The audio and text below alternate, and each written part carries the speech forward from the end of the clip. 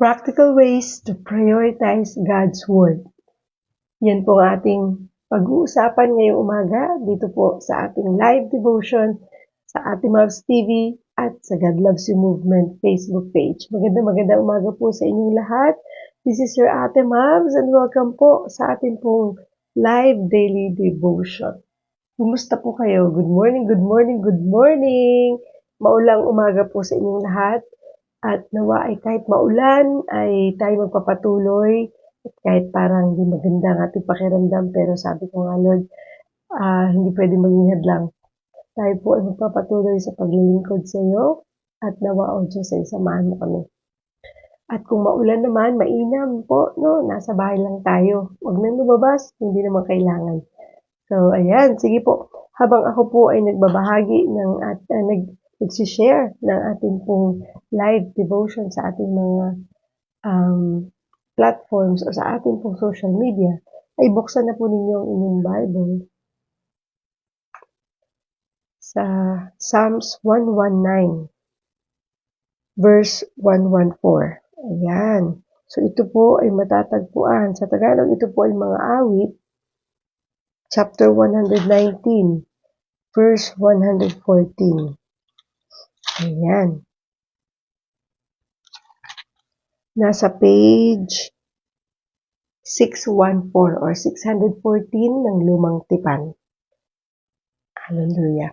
So sige po, mag-share lang muna po ako ng ating live devotion bago tayo magpatuloy para marami pong makasabay sa atin ngayong umaga.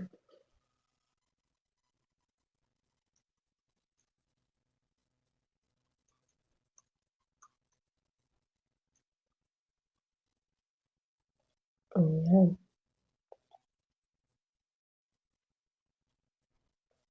Share lang po tayo. Paumanhin po na late ang inyong Ate Mavs ngayong umaga. Pero ang mahalaga po makapag-devotion tayo at kayo po ay makasabay. Kung hindi man, pwede po ninyo itong panoorin ng replay later. Sige po, mag-share tayo.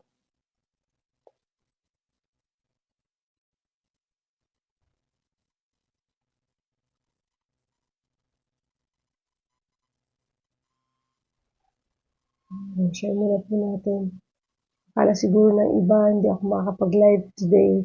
Kahapon hindi po ako nakapag-live kasi talagang hindi ko kinaya yung aking pakiramdam. Pero ngayon, tingin ko kaya naman natin. Sige lang, ituloy na natin. No? Kasi parang, sorry po. Kaya naman natin.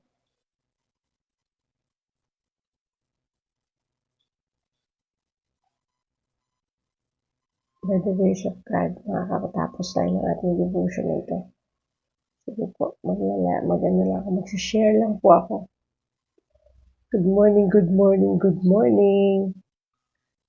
Maulan po ba sa inyong lugar? Dito po magdamag na umuulan sa aming lugar.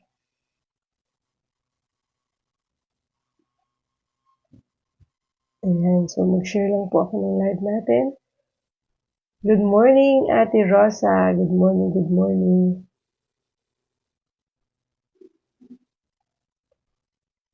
Hallelujah.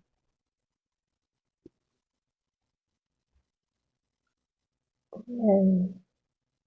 So, habang nagsishare po ako, buksan na ninyo yung Bible sa Psalms 119, verse 114. Sa Tagalog, mga awit, 119, verse 114.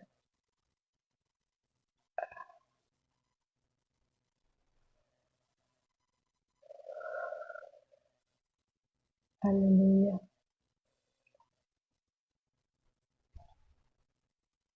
Ayan. Okay po. Good morning din po sa mga nanonood dyan sa God Loves You Movement Facebook page. Good morning, good morning, good morning. Share lang po tayo ng mabilis. Paumanhin na late si Ate Mavs. Kasi po, ang ating pakiramdam, pero sabi ko, Lord, tuloy. Sabi ng Lord, tuloy. Kaya tuloy.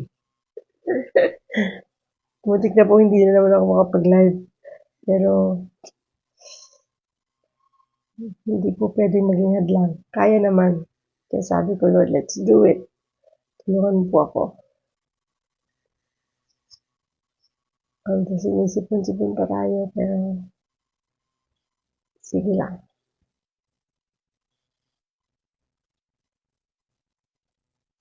Ayan, sige po. Let's start with our devotion. Buksan na po ninyo ang inyong Bible sa Psalms 119 verse 114. Sa Tagalog, yun po ay awit or mga awit, chapter 119 verse 114, na kung ganito po inyong Bible tulad ng Bible ko, ay matatagpuan po yun sa page 614 sa Lumang Tipan. Basahin po natin.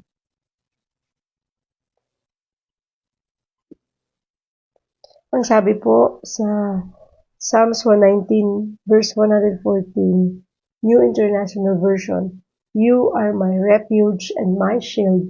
I have put my hope in your word.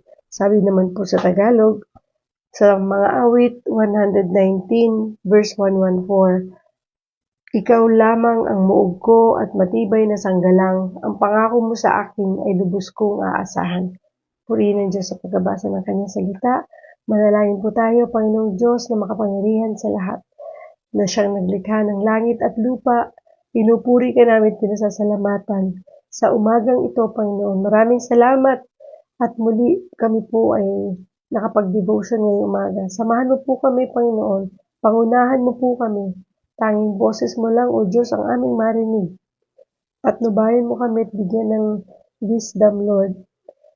Give us the knowledge and the understanding and fill us with your love, fill us with your Holy Spirit. Kayo po ang manguna, Panginoon. Tanging ikaw lang, O Diyos, ang maparangalan, mapapuri at maluwalhati sa mga sandaling ito. We love you, Lord, we praise you, and we honor you, and we bring back all the glory and praises. In Jesus' name we pray. Amen. Amen. Sige po, muli ang ating pong verse sa pagmimilayan ngayon ay matatagpuan sa Psalms 119 verse 114.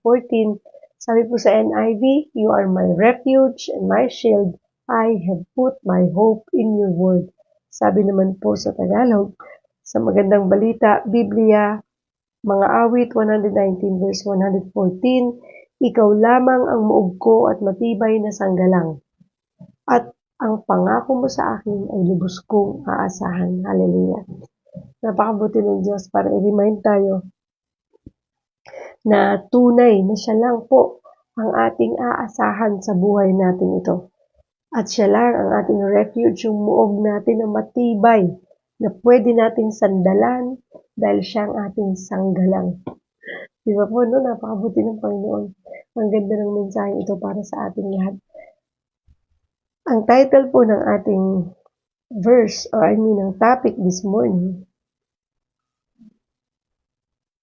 ayan, wala.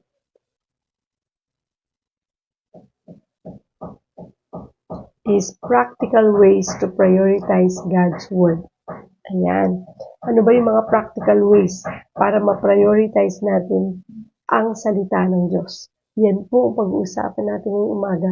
Kaya napakaganda po na kayo ay sumubaybay at sumabay. Huwag mo kayong bibitaw. So, ano po ang sinasabi dito? In the midst of long seasons and challenging circumstances, God still invites us to come to Him.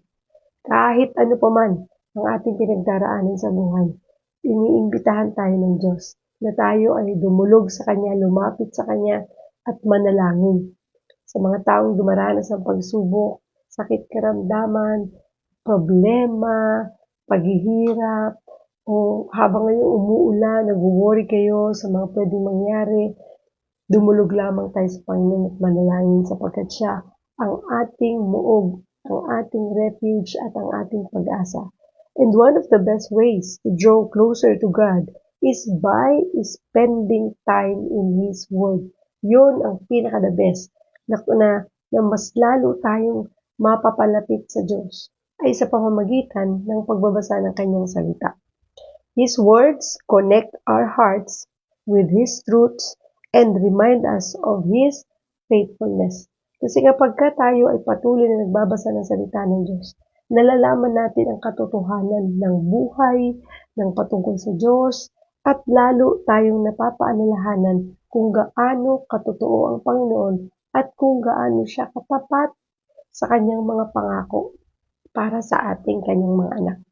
Kasi di ba, pagka hindi pa natin binabasa ang kanyang salita, paano natin malalaman kung gaano katapat ang Diyos natin, kung gaano siya katotoo sa kanyang mga sinasabi. Kaya nga po minsan madali tayong ma-deceive, madali tayong malito, madali tayong matakot, kasi hindi natin alam kung anong kanyang salita, hindi tayo nagbababad sa salita ng Diyos. So here are 5 steps. Ayan, bibigyan tayo ng tips on how you can take, na ngayon magagawa natin to help you pause, rest, and place your hope in God every day. Kung paanong tayo ay kung paanong tayo ay makakakuha ng pag-asa mula sa Diyos araw-araw ng buhay natin. Kasi when we read the Bible, we need to pause. At doon din tayo nakakapagpahinga. At mailalagay natin yung ating pag-asa sa Diyos. Kaya nga po, find time, no? Sabi nga, when you read the Bible, be intentional. Maging intentional tayo. Dapat tayo ay talagang nilalaanan natin ng oras ang pagbabasa ng salita ng Diyos. Good morning, Ate Yesha Orense Bertucio. Good morning to you. Thank you for sharing and thank you for tagging your friends. Salamat po. Good morning, Ate Lucy. Good morning, Ate Marilyn Bautista. So, ano yung 5 steps na to na tinuturo ng Diyos sa atin ngayong umaga? So, get your pen and your notebook para maisulat ninyo. Kung hindi naman, pwede nyo itong balikan mamaya para matandaan nyo or maisulat ninyo. Ano yung mga practical ways na pwede natin gawin or 5 steps para magawa natin ng tama ang pagbabasa ng Bible. So number 1, prepare your heart. Ihanda natin ang ating puso. Sabi nga po sa Psalms 119 verse 114 na binasa natin kanina, you are my refuge and my shield. I have put my hope in your word. So dun pa lang sa verse na yun ay talagang ikaw ay makakaramdam na meron kang shield, meron kang refuge, na bago mo pa man basahin ang Bible, ay alam mo meron nang nagpuprotekta sa'yo para tulungan kang maunawaan ito. So start your quiet time by reciting this psalm. So I hope isulat po ninyo yung Psalm 119 verse 114 at ipaskil niyo yan sa inyong wall para every time kayo mag-start magbasa ng Bible, lagi kayong ma-remind, basahin niyo yan, parang panalangin niyo. So sabi dito, start your quiet time by reciting this Psalm 119 verses 114 and then write out your concerns and worries. Isulat ninyo, ano ba yung mga gusto mong o mga pinagdadaanan mo? Ano yung mga concern mo, mga worries mo that time na gusto mong magbasa ng Bible? And then visualize putting everything that's competing for your attention into a box and then giving that box to God. Kasi minsan sa pagbabasa natin ng Bible, sa dami ng mga intindihin, alalahanin, concerns, worries, fears, ay nadidistract tayo sa pagbabasa ng Bible. So, dapat isulat ninyo yan and then i-visualize mo na yung sinulat mo ito, inilagay ko sa isang box para hindi ako maistorbo, ma-distract sa pagbabasa ng Bible. And then, Lord, sa'yo na po ito. I-surrender mo yung box na yun sa Lord para talagang makapag-focus ka sa pagbabasa ng Bible. And then, number 2, ask God to speak to you. Diba? Tawagin mo ang Diyos para kausapin ka. Before you dive into scripture, ask God to help you understand His word. Manalangin ka at sabihin mo sa Panginoon, Lord, tulungan mo ako. By your grace, by your spirit, lead me, give me the wisdom, Lord, na kailangan ko. Anoint me, Father God, para po, sa totoo lang, para maunawaan natin ang salita ng Diyos. Hindi po ito in our own knowledge. Huwag niyo pong gamitin ang head knowledge. Kasi pag ginamit niyo yung talino niyo, yung galing ninyo, ibang interpretation ang makukuha ninyo. Pero when you read the Bible and ask the presence of God, the presence of the Holy Spirit, and ask for His wisdom, maniwala po kayo. Napakaraming i-reveal ng Lord sa inyo patungkol sa kanyang salita. No, ikagugulat mo na ganun pala yun. Grabe. Thank you, Lord. Napakaganda ng mensahe mo para ngayong umaga nito. Thank you, Lord, para ipakita mo to sa akin.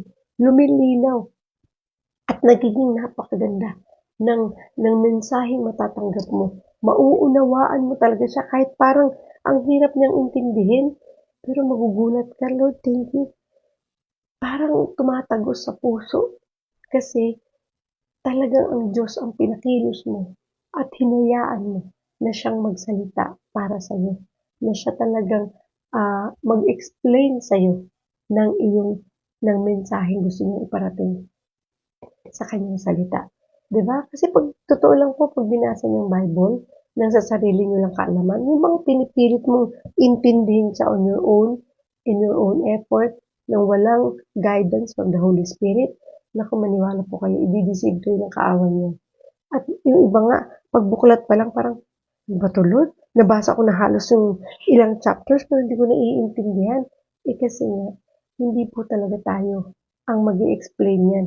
Ang mag-i-explain yan sa inyo, ang Holy Spirit. Kaya seek God, di ba? Ask God to speak to you. Na di ba pag before you start na magbasa ng Bible, you pray and ask for His presence. And Lord, speak to me. Speak to me through your word, Lord. Mangusap ka. Usapin mo ko, Lord, sa pamamagitan ng pagbabasa ko ng Bible.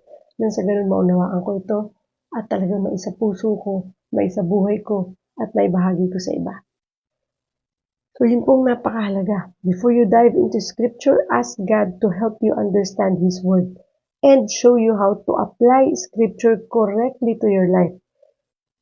He promises to give us wisdom, His wisdom when we ask for it. Di ba sinabi po yan sa James? Na pag hiningi mo ang karunungan mula sa Diyos, ay talagang ipagkakaloob niya po ito.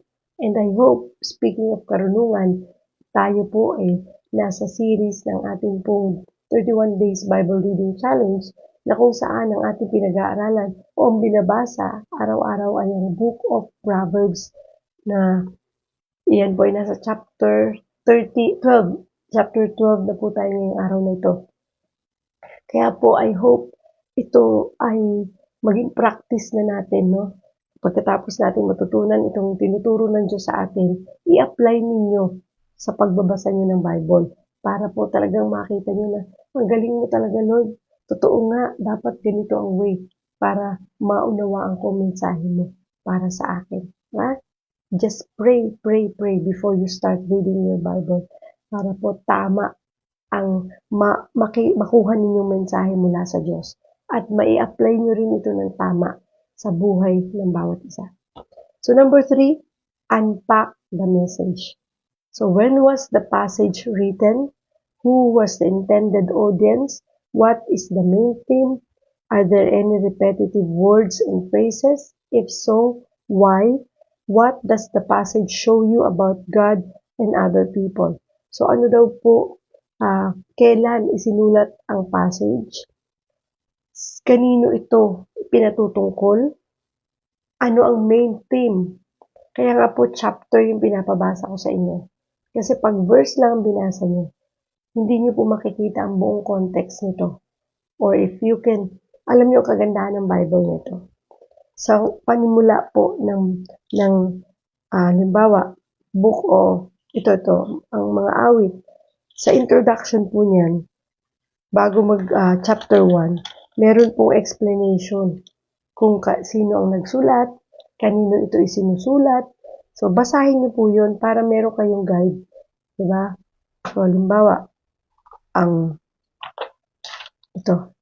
basahin natin ito para ma-example ko sa inyo. I'm sure hindi lang naman po itong Bible na ganun. Maaaring yung Bible din ninyo, meron din siya. So, ayan po. Like, for example, itong Book of Mateo. Itong aklat ni Mateo. Ayan. So, meron po yung explanation dyan sa panimula. So, ini-explain niya po na halimbawa tulad nito, sabi dito, ang magandang balita ayon kay Mateo ay naglalahad na si Jesus ang katuparan ng pinangakong pagliligtas ng Diyos sa mga aklat ng Lumang Tipan. So, ini-explain dito, brief explanation ng kabuuan ng aklat ng Mateo para po makita magkaroon na agad kayo ng idea sa panimula pa lamang kung ano ang pinapatungkol nito at sino ang nagsulat nito. So, katulad nito,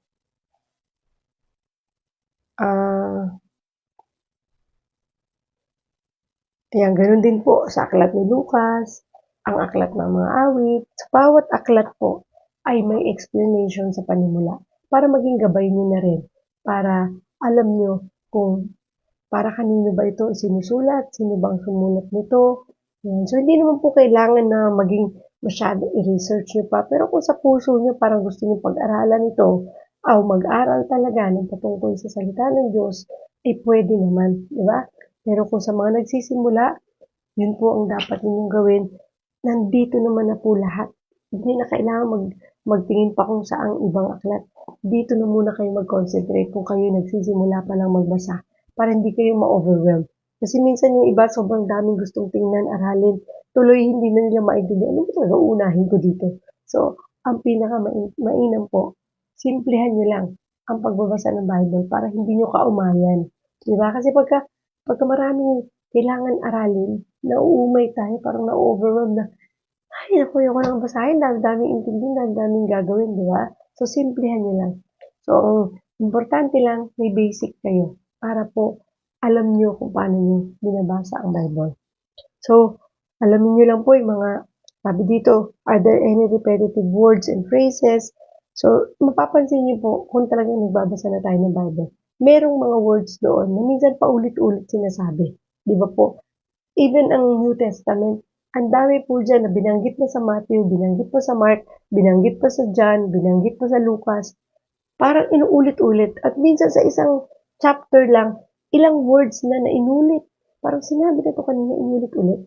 So, pag nilayan niyo yan, tanongin niyo si Lord through prayer, Lord, bakit parang inuulit-ulit itong word na to dito? Ano bang ibig sabihin nito? Alam niyo po ba na habang kayo nagbabasa ng Bible, tapos kinakausap niyo si Lord, tinatanong niyo siya, sumasagot siya. At magugulat ka, nililid ka niya sa mga sagot na napapanood din sa Bible. Subukan niyo po yan. And sabi nito, what does the passage show you about God and other people? So, sabihin mo, Lord, ano bang gusto mong iparating sa mensaheng ito? Napakaganda po. Pero mangusap ka, Panginoon. Ano ang gusto mong iparating dito? At makikita mo naman na sa binabasa mo, mini-message niya ito sa mga tao na maire-relate mo sa sarili mo na parang ikaw ang kinakausap ng Diyos sa mensaheng nakapaloob dun sa binabasa mo. Okay po ba? Praise God. So, sabi dito, read through the passage several times. Kapag medyo nalilito ka, na para bang hindi ko nagigets, Lord, yung gusto mong sabihin dito, basahin mo ng paulit-ulit. Kaya nga ang sabi po, sa pagbabasa ng Bible, you need to meditate on it. Hindi po basta basa. Hindi po ito pangkaraniwang aklat lamang na pag binasa mo, okay na yun, tapos na. Kasi nagmamadali ako, Lord, kasi kailangan mo laanan ng oras and then meditate on it.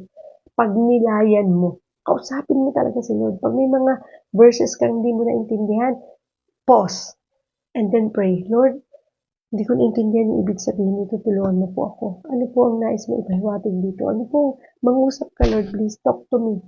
Diba? Ganun po ang pagbabasa ng Bible. So, read through the passage several times, each time answering a different question. Totoo lang, pag nagbabasa po kayo, sa bawat tanong nyo, sa bawat mababasa niyo na may tanong kayo, may sagot ang Diyos dyan. Magugulat ka, kinakausap ka ng Panginoon sa pamamagitan ng salita niya. And pay special attention to any phrase or ideas that continue to stand out to you. Sa totoo, pag nagbasa ka ng isang chapter, kayo po, dun sa mga nagbabasa talaga ng ating Bible Reading Challenge, mapapansin niyo sa pagbabasa niyo ng chapter na yan, may magi-stand out talagang verse. Di ba? Na para bang, parang, hindi mo naman siya kinakabisado, pero bakit parang tumitimo siya sa isip at puso mo na natatandaan mo siya. Tapos parang nag-strike siya sa'yo na parang nangungusap siya. Meron pong ganun. Nag-stand out yan. Talagang, kaya nga nagagamit mo nga. Kaya pagka nagbabasa kayo ng Bible, dapat meron kayo ng highlighter. Para pag nag-stand out yung verse na yun sa'yo, highlight mo. Diba? I-mark mo siya. O isulat mo siya sa notebook mo. Para ito yung napakagandang mensahe ng Lord sa akin ngayong araw na to. Grabe. Nangusap siya sa akin sa verse na to. Diba? Kasi isang chapter yung binasa mo eh. Hindi mo naman yun makakabisado ng buong chapter. Meron at merong verse dyan na mangungusap sa puso mo. Isulat mo yan. Tandaan mo yan at yan yung kabisaduhin mo. Dahil talagang ibig sabihin yan yung words at verse na sinasabi ng Diyos sa'yo para matandaan mo. Diba po, no? I'm sure na-experience yan ng ibang nagbabasa na ng Bible. So, number 4, summarize the scripture. Spend several minutes asking God to show you the truths in His Word. So write down at least 1 to 3 key takeaways from the passage. This will help you process the insights God shows you. Kaya nga po, di ba, nire-remind ko kayo dun sa ating pong daily devotion, daily Bible reading challenge natin na mag-insight kayo. Maglagay kayo ng insights ninyo, at least 1 to 3 insights, natutunan. Ano yung nag-stand out sa inyo? Ano yung natutunan ninyo sa binasa ninyo? Magsulat kayo dun sa comment. Kung hindi man sa comment, i-share ninyo and then yung caption nyo, yun yung insight ninyo. Para ma-remind kayo na, oo nga, ito yung binasa ko. Grabe lang, ang galing mo. Ganda naman ang sinasabi mo tungkol dito. So, i-share nyo po yan sa iba to encourage them, to inspire people, para sila din, gawin din nila yun. Di ba? At saka ang sarap ng pakiramdam na nagbasa ka ng isang chapter, may natutunan ka. Ibig sabihin, kumikilos ang Panginoon sa'yo. At talagang nangungusap siya. Kasi pag wala kang natutunan, wala kang parang naging insight, wala kang takeaway, ay ano ba yun, Lord? Basahin mo ulit. Di ba? Huwag mong tigilan hanggat hindi mo naririnig ang mensahe ng Diyos para sa iyo. Kasi very personal po ang pagbabasa ng Bible. Talagang kinakausap tayo individually. Kaya nga, find time, no? Na meron kang oras talaga sa pagbabasa nito. Kasi doon tayo kinakausap ng Diyos. Doon niya binibigay yung mga mensahe niyang gustong iparating sa atin. At kung hindi natin ito gagawin, paano natin siya maririnig? Paano natin malalaman? Ano ba plano ng Lord sa akin, di ba? Ano yung gusto mong gawin ko, Lord?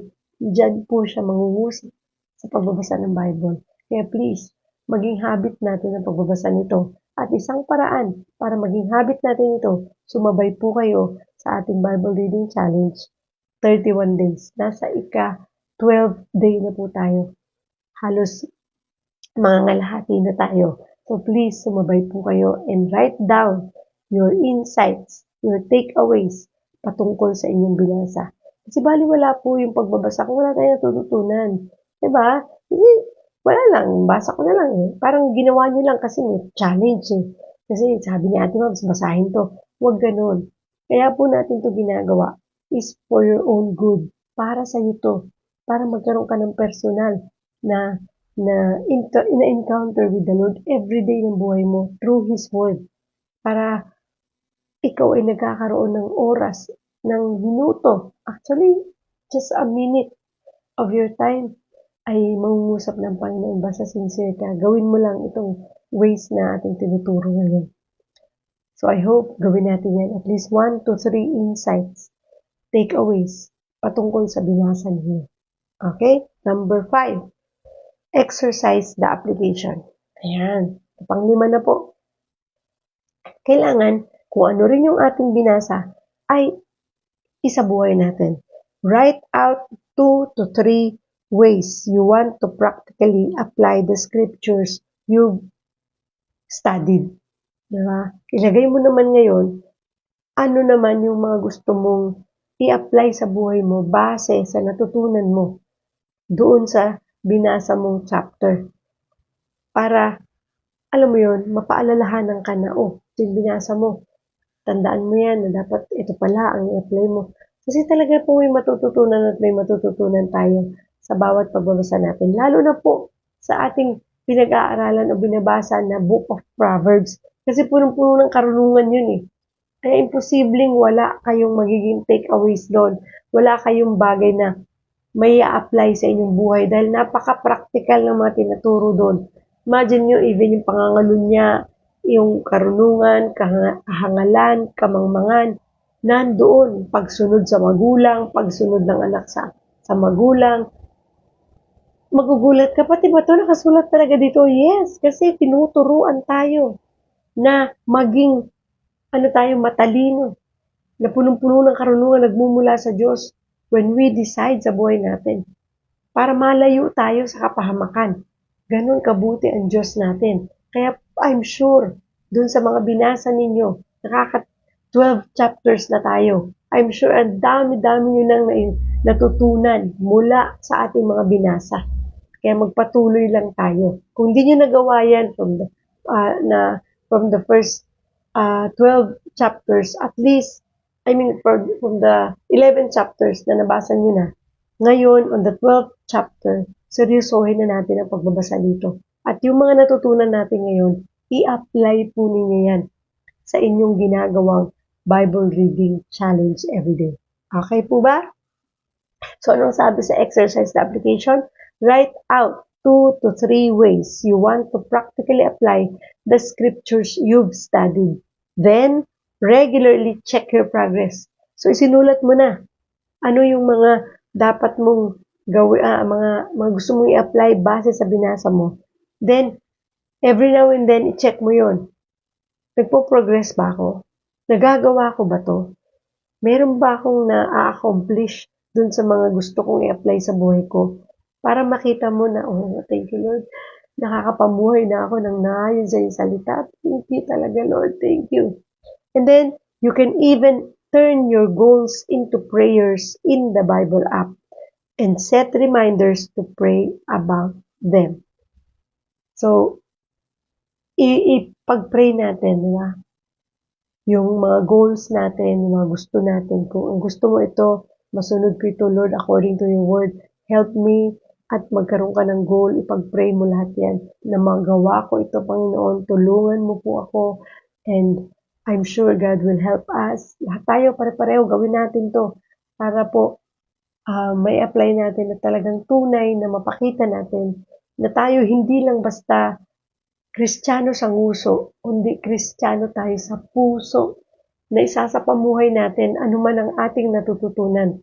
Huwag yung pagkabasa, pumasok dito, lumabas sa kaliwa, paliwala, parang kasi sabi lang basahin eh. Pagnilayan natin. Pag-aralang mabuti, i-apply natin at i-check natin kung nagagawa nga ba natin ang lahat ng ito.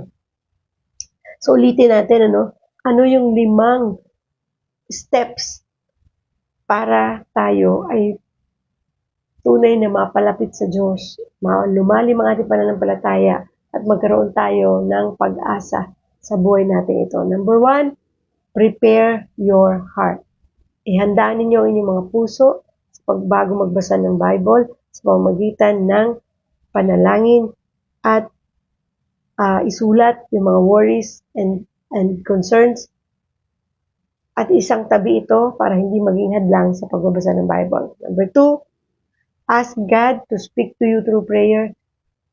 Humingi ka ng gabay sa Panginoon at sa Banal na Espiritu na ikaw ay tulungan, bigyan ng katalinuhan at karunungan para magawa mo ito ng tama at maunawaan mo at makuha mo talaga ang mensahe ng Diyos para kausapin niya tayo.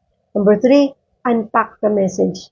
Alamin mo kung ano ang meron at saan ito nanggaling, kanino ito pinatutungkol, sino ang kinakausap dito ng Diyos, at ano ang mensahe niya para sa iyo. Katulad ng mensahe binigay niya sa mga taong kinakausap niya sa Bible. Number 4, summarize the scripture. Lakas ng ulan, grabe. Summarize the scripture.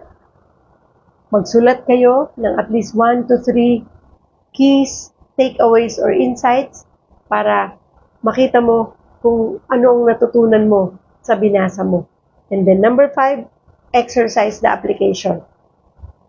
Magsulat ka ng at least 2 to 3 ways kung na ano yung may apply mo sa buhay mo base sa iyong binasa upang ito ay maisabuhay, hindi lang basta binasa. Kung hindi, talagang, Lord, gagawin ko to. Kung ano yung mensahe mo sa akin, galing dun sa takeaways ko, gagawin ko to, Lord. Para nang sa ganon, ay magbunga tayo. Talagang lumago tayo sa ating pananampalataya. And then, i-check mo kung nagagawa mo nga ba ito.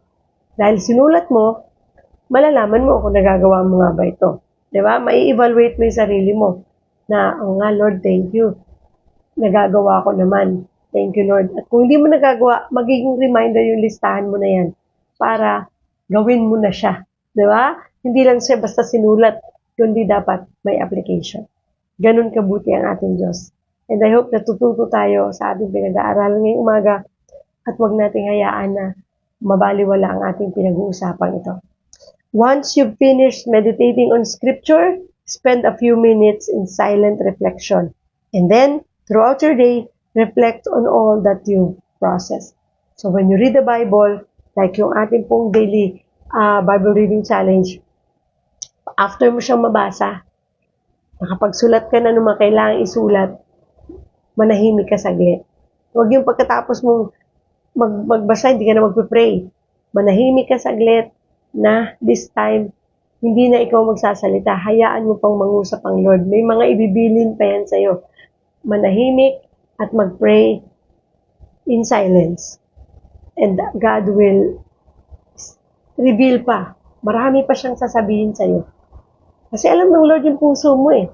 Alam niya yan. Mangungusap at mangungusap pa rin siya sa'yo. Totoo po yan. Sa pagpapray naman talaga, huwag tayo yung tayo lang ng tayo yung nagsasalita. Kailangan may moment din ng pananahimik dahil doon siya magsasalita sa iyo. At marami pa siyang sasabihin sa iyo. Totoo po yan. Gawin po ninyo kasi yun ang kailangan natin para po tunay na na-encounter natin si Jesus Christ, na-experience natin siya when we read the Bible. Ganun po ang pagbabasa ng Bible. Hindi po ito basta-basta lang binabasa po Ito pong Bible ay buhay natin. This is the manual of life, the book of life, at dito po siya nangungusap. Kaya naman sa pagbabasa ng Bible, huwag kayong magmamadali. Huwag yung gawin yung pagbabasa ng Bible parang obligasyon. Kasi sabi, kailangan basahin yun eh. Inuunawa po ito. Kailangan di naman oras, minutes of your time to understand His word. And pray, pray, pray. And magpasakop tayo sa Lord. Submit everything to the Lord para talagang maunawaan natin ang bawat salita na napapaloob sa kanyang aklat na ito. Aklat ng buhay. Manalangin po tayo. Panginoong Diyos na makapangyarihan sa lahat, maraming salamat, Lord, for this message, Lord. Thank you for reminding us, Lord, na napakahalaga ng iyong salita upang kami ay tunay na makapamuhay ng naayon sa iyong kalooban. Lord, fill us with your love and fill us with your Holy Spirit always, Lord. Hayaan mo, Panginoon, na ang bawat oras at sandali ng aming buhay ay laging nakaayon sa iyong salita. Tulungan mo kami, Panginoon, na malinaw naming makita ang mensahe mo sa bawat pagbabasa namin ng Bible. Makita namin, Panginoon, ang presensya mo at maramdaman ka namin, ma-encounter ka namin, Lord. Kasi baliwala ang pagbabasa nito, Lord, kung di ka namin naranasan, kung hindi namin naramdaman ang presensya mo. Tulungan mo kami, Panginoon. Hindi namin alam kung paano namin ito gagawin, pero thank you kasi tinuruan mo kami ngayon base sa mensahe ngayon sa devotion. Nawa, O Diyos, itong bagay na ito ay matandaan namin at huwag namin hayaan na hindi namin ito gagawin. Thank you, Jesus, for always reminding us, Lord. And thank you, Lord, na palagi mo kami pinapaalalahanan sa iyong mga pangako na wala kami talagang ibang sanggalang, refuge, kundi ikaw, Lord. Ikaw ang aming muog, ikaw ang aming kalakasan, ikaw ang aming pag-asa, ikaw ang aming kasagutan sa mga katanungan na matagal na namin hinahanap na kasagutan, Lord. Salamat, Lord, kasi you are always there para i-remind kami how much you love us, I-remind kami, Lord, kung gaano mo kami iniingatan. Nawa, O Diyos, ay magpatuloy kami sa aming pagsunod sa iyo, na laging ikaw lang ang sentro ng buhay namin, ikaw ang maging focus namin. Tinataas din namin sa iyo, Panginoon, ang lahat ng mga taong nanonood ngayon, mga taong nakakaranas ng malakas na ulan na ito, mga taong nakakaranas ng pagbaha, ng dahil sa bagyong ito. Ingatan mo sila, Panginoon. Tulungan mo po sila. Pakita mo, O Diyos, ang iyong kapangyarihan sa kanilang mga buhay. Na nawa sa mga pagkakataong ito, sa iyo lang sila tumawag, sa iyo lang sila magtiwala, na walang ibang tutulong sa kanila sa mga oras ng kanilang pangailangan, kundi ikaw lang, Panginoon.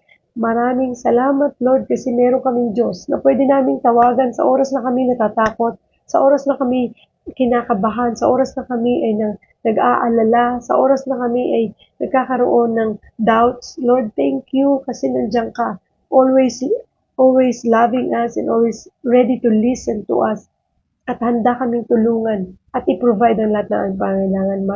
Maraming salamat. Protektahan mo sila, Panginoon. Ingatan mo ang lahat ng mga taong nakararanas ng pagbaha, nakararanas ng malakas na pag-ulan, malakas na hangin na ito. I know, Father God, you have reasons for everything, and we claim, Lord, na titigil na bagyong ito, na walang masasalanta, Panginoon, walang masasaktan. Tulungan mo po sila, Panginoon, at bigyan mo sila ng puso na punong-puno ng pag-asa na sila ay hindi mo pababayaan. Thank you for everything, Father God. I-bless mo po ang ating Mavs TV family. I-bless mo po ang mga tao may karamdaman. Tulungan mo sila, Lord God, na sa iyo lang kumapit, sa iyo lang magtiwala sa kanilang mga nararamdaman. At i-bless mo, Panginoon, ang God Loves You Movement Ministry, ang God First Christian Ministry International, at ang Global Life University. Maraming salamat, Lord, sa lahat-lahat ng iyong pagtulong at pagmamahal. Thank you, Lord, for guiding us, for loving us, for being with us. Thank you for being our God, our refuge, our strength. Thank you for being our Redeemer, Deliverer, a Restorer, Conqueror. Maraming salamat, Lord. We love you, Jesus. We praise you and we honor you. Thank you for your love, for your mercy, for your goodness, for your kindness, for your gentleness, for your faithfulness, for your mercy. Thank you for your unlove, for your unconditional love. Thank you, Lord. Thank you, Jesus. We love you, Lord Jesus. We praise you. Tinataas din namin sa iyo, Panginoon, mga taong di pa nakakilala sa iyo. Touch their hearts, Lord. Lead the way. And nawa, Panginoon, magkaroon ng mga tao nakakausap sa kanila upang sila rin makakilala sa iyo. Tanggapin ka bilang Diyos at tunay nilang tagapagligtas. Mag-repent sa anumang mga kasalanan at huwag na itong balikan. Talikuran na ito, Panginoon. Thank you for everything, Lord. We love you, Lord. We praise you and we honor you and we bring back all the glory and praises. In Jesus' name we pray. Amen and amen. Thank you, Lord. Thank you, Jesus. Napakabuti mo, Diyos. Oh, Lord. Thank you, Lord. Tagumpay, Lord. Muntik na akong hindi makapag-devotion kanina. And thank you for the strength, Lord. Kanina po, bago ako mag-start, kaya nagdadalawang isip ako kung ako'y mag-devotion live. Kasi panay po hatching ko kanina, tumutulo yung sipon ko. And napakabuti mo, Lord. Imagine niyo po, almost 1 hour tayong nag-uusap ngayon. Hindi ako hinatching, walang runny nose. Thank you, Lord. Napakabuti mo. Kaya kanina talagang I prayed a lot. Kaya ako na late kasi I keep on praying na, Lord, tutuloy ko ba to? Kasi humahatching ako. Singhot ako ng singhot. Magla-live ako, Lord. Tulungan mo ko. Sabi ng Lord, just trust me. Go. Kaya thank you, Lord. Tunay na buhay ang ating Diyos. Wala pong imposible sa Kanya. Buhay ang Diyos natin. Tapat siya sa Kanyang mga pangako. Pag sinabi niyang go, go. Huwag kang magdadalawang isip. Sapagkat siya ang magpo-provide ng lahat. Siya ang tutulong. Siya ang magpapagaling kung may karamdaman ka. Siya ang magbibigay ng pag-asa sa iyo kung nawawalan ka ng pag-asa. Siya rin ang magbibigay ng kagalingan sa iyo. Siya rin ang magbibigay ng solusyon sa kung may problema ka. Siya rin ang magbibigay ng kapahingahan kung pagod ka na sa mga pagsubok mo, sapagkat ang Diyos ay tapat, dakila at makapangyarihan sa lahat. So please, don't forget to read your Bible, meditate on it day and night, and nawa, yung ating pong pinag-aralan ngayong umaga na ito ay i-apply ninyo. At i-share nyo naman sa akin. Mag-message kayo kung nai-apply ninyo at anong naramdaman nyo. And I invite everyone, encourage everyone to please samahan nyo kami sa sa ating daily Bible reading challenge. 31 days po ito. Ika-12 day natin today. I hope na magpatuloy lang kayo. Kung nalilate kayo sa pagbabasa, okay lang. Huwag niyo masyadong pressurein ang sarili ninyo. Pero kung kaya ninyo na talagang paglaanan ng oras sa pagbabasa ng Bible, please do so. Kailangan natin yun. Dito po tayo kukuha ng tapang, ng lakas para magtagumpay sa buhay na ito. So, continue to pray, continue to read your Bible every day, and I know lalago tayo sa ating paglilingkod sa Diyos at sa ating pananampalataya. Maraming salamat din po sa ating mga ka-fellowship na sumabay kahapon at nung isang araw sa ating pong prayer and fasting, a night watch or devotion. Salamat po at naunawaan ninyo ako na yun ang message natin for our fellowship last Thursday and last Friday. Thank you sa buhay po ninyo lahat. Kung di po ninyo yun napanood, please manood po kayo. Ang ganda po ng mensahe. Maraming salamat po sa buhay ninyong lahat and I hope to see you all again on Monday. Tomorrow is Sunday, Lord's Day, araw ng Diyos bukas. Please, sana po bigyan nyo ng oras ang Panginoon sa pananalangin, sa pag-attend ng worship service, saan man kayo nag-a-attend na simbahan, huwag kayong a-absent kapag linggo. Papurihan natin ang Diyos, luwalhatiin natin siya, sapagkat siya ang Diyos na karapat-dapat na bigyan ng pinakamataas na papuri, pagsamba. At yun ay magagawa natin tuwing araw ng linggo. Bagamat nagagawa natin yan araw-araw, pero ang linggo ay tunay na para sa Kanya. Dahil alam natin kung gaano ka-busy ang ating bawat araw sa mga nagdaang araw na to. So I hope yung Sunday ninyo, spend your Sunday with the Lord and with your family.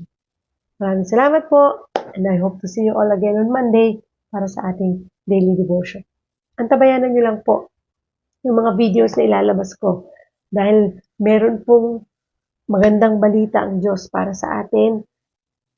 Tinupad ng Diyos ang aking panalangin, di ba lagi ko pong binabanggit dito na ang ating pong Ate Mavs TV ay gusto natin dito ang aspeto ng buhay natin ay lumago, hindi lamang po sa ating pong physical aspect.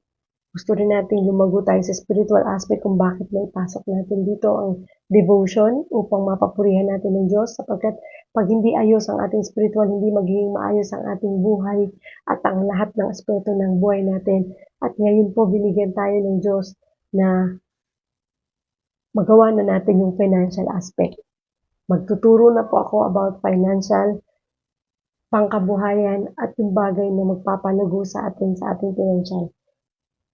Tulungan tayo ng Diyos na magawa natin ito. Thank you, Lord. Thank you, Jesus. So, tatlo na po yung aspeto na kompleto na. Yung tatlong aspetong pinapanalangin ko sa Diyos na nawa maibahagi ko sa inyo.